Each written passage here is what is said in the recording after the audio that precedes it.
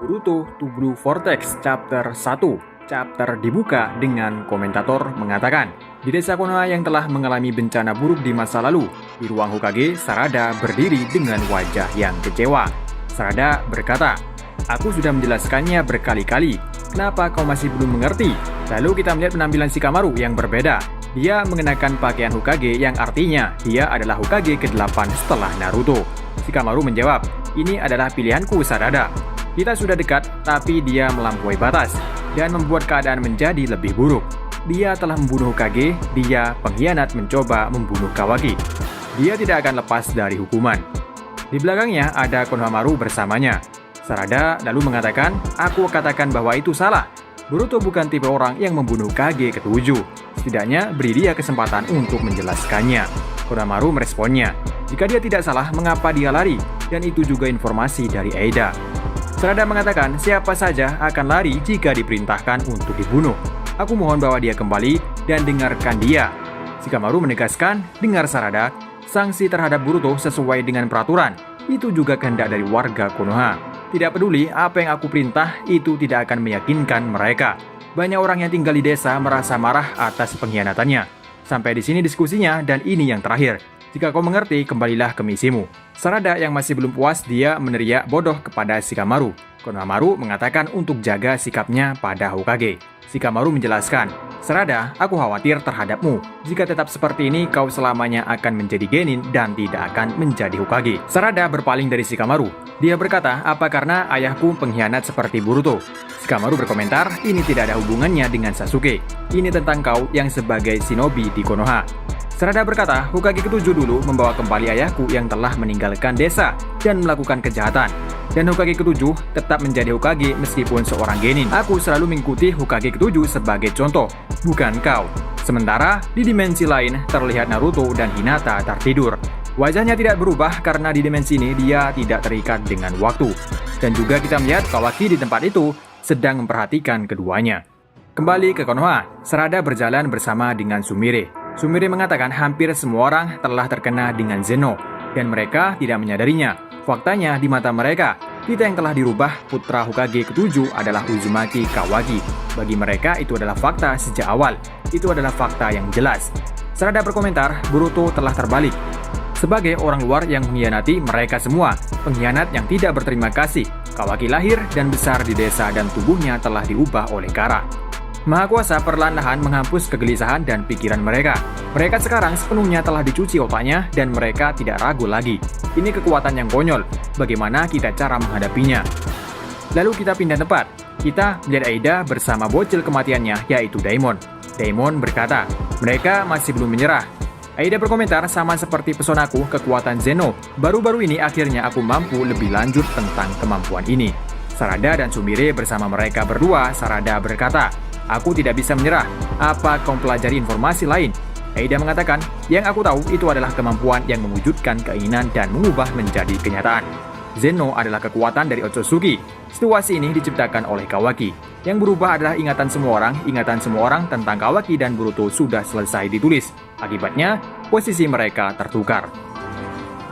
Sarada bertanya apakah ada cara untuk mengembalikan semuanya seperti semula. Aida menjawab, "Aku tidak tahu. Meskipun kita biarkan mereka semua orang tahu tentang Zeno, tidak ada yang akan memahaminya." Sarada berkomentar, "Itu bisa dipahami jika kita hanya menjelaskannya kepada mereka dengan benar." Aida berkata, "Pikirkan lagi. Kalian akan menjadi satu-satunya yang dituduh memiliki ingatan yang salah. Terus terang akan lebih baik jika kalian menyerah saja untuk mengembalikan semuanya. Menulis ulang ingatan baru adalah realistis, hanya jika kau mau menanggung resikonya. Walaupun begitu, ini sangat aneh. Mengapa kalian tidak terpengaruh meskipun kalian bukan Otsutsuki? Zeno tidak akan terpengaruh terhadap Otsutsuki dan tidak terpengaruh dengan pesonaku. Ini juga tidak bekerja kepada Daimon." Daimon berkomentar, "Kalau mereka masih saudara, karena tidak terpengaruh juga." Aida berkata, "Tapi kalian wanita yang berbeda. Kenapa kalian bisa memiliki kenangan masa lalu?" Aida bertanya apakah mereka terpesona terhadapnya waktu itu. Lalu Sumire mengingat pesan dari Shikamaru di masa lalu. Shikamaru berkata, "Dengar, jangan sampai mereka tahu tentang itu, terutama Daimon. Faktanya, jika mempelajari pesona tidak akan berfungsi pada salah satu dari kalian. Dia akan sadar dan kau akan dibunuh. Apa kau mengerti ini? Jika mereka mengetahui ini, tidak ada jaminan apa yang mereka lakukan pada kalian." Kembali ke masa sekarang, lalu Sumire mengatakan, tunggu, aku sudah menjelaskannya berkali-kali. Kami hanya pamer, tidak ada siapapun yang tidak terpesona oleh kemampuanmu kan? Aida menatap mereka dengan tajam. Aida berkata, kau benar, itulah yang aku pikir. Sementara Daimon menatap dengan curiga, Sarada dan Sumire kelihatan panik. Sepertinya mereka tahu cara menghadapi pesona Aida. Dan karena itu mungkin mereka berdua tidak terpengaruh terhadap Zeno.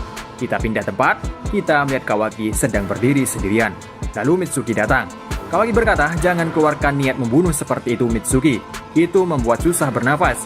Mitsuki berkata, bahkan sekarang Boruto masih ingin bunuhmu. Dia memiliki kemampuan Otsutsuki yang sama sepertimu. Jadi tidak aneh baginya jika dia memiliki kemampuan menghapus cakranya. Kawaki berkomentar, jika dia datang ke desa aku pasti merasakan kehadirannya. Bahkan jika dia bisa lolos dari tim sensorik, dia tidak bisa mampu menipu penglihatanku. Kau mengerti bukan? Mitsuki menegaskan, aku hanya ingin melindungimu. Aku pasti akan bunuhnya dengan tanganku sendiri.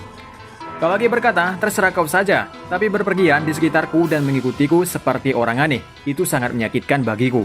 Lalu tim komunikasi mengatakan kepada Kawaki bahwa ada tanda cakar di luar dinding. Mendengar informasi tersebut, Kawaki terbang menuju ke tempat itu.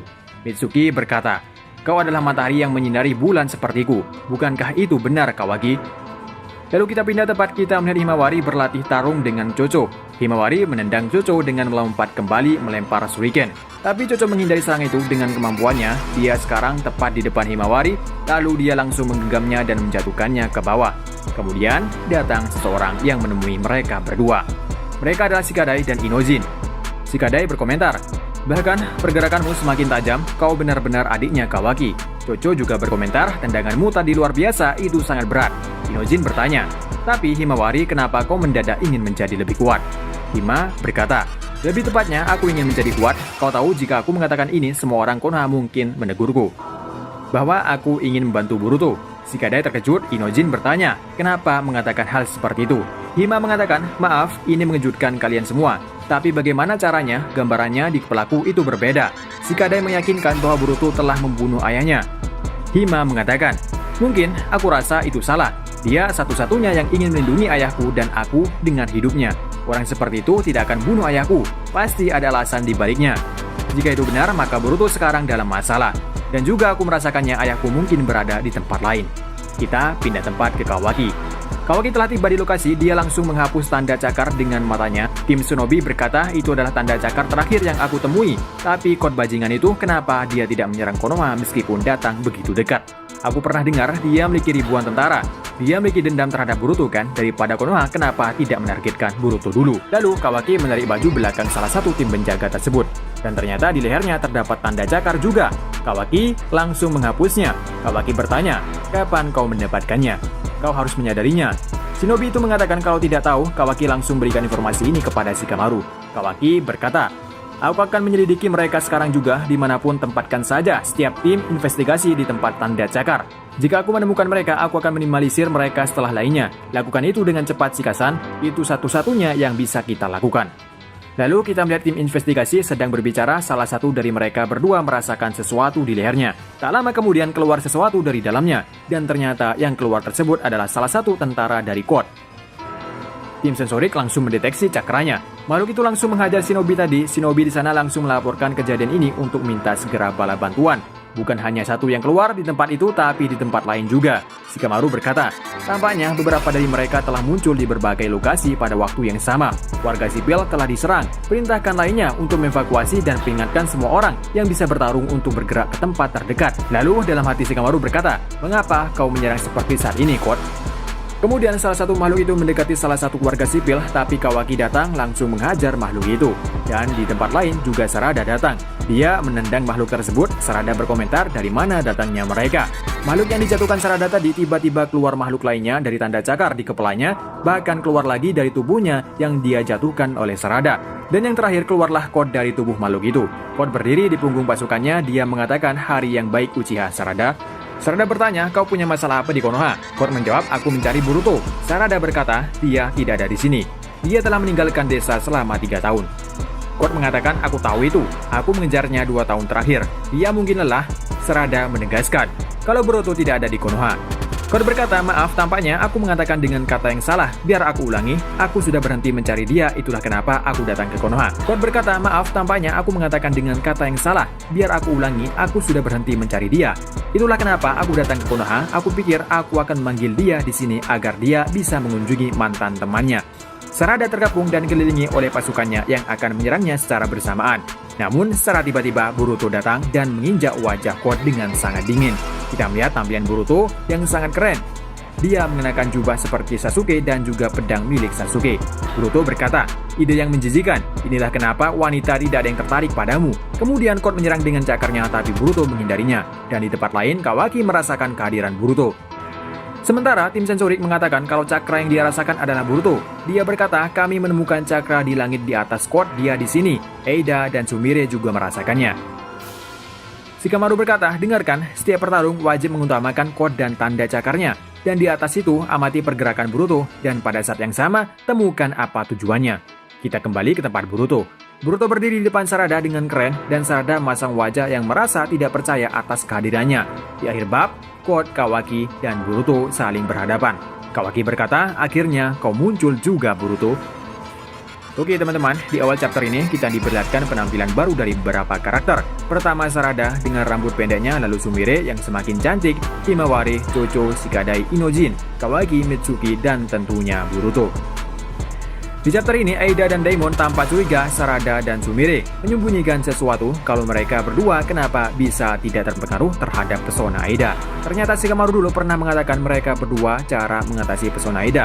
Mungkin ini alasan mereka berdua tidak terpengaruh terhadap kemampuan Zeno. Tapi kita belum tahu sepenuhnya apa alasan Sarada dan Sumire bisa lolos atau tidak terpengaruh dari Zeno. Lalu di time skip ini, Shikamaru yang menjadi Hokage ke-8. Dan pastinya ini bukan sementara, karena mereka telah menganggap Naruto telah mati. Jadi Shikamaru diresmikan jadi Hokage ke-8. Dan untuk Konohamaru, aku rasa setelah Shikamaru menjadi Hokage. Lalu keadaan Naruto dan Hinata terlihat baik-baik saja, bahkan wajahnya tidak menua. Itu artinya mereka berada di dimensi yang tidak terikat waktu. Dan yang terakhir, baru awal chapter sudah akan terjadi pertarungan di mana di akhir bab Code, Kawaki, Boruto bertemu. Kemungkinan mereka bertiga akan bertarung saling mengalahkan di chapter selanjutnya. Dan sampai ketemu lagi di review manga lainnya. Dan sampai jumpa dan terima kasih. Sampai ketemu lagi.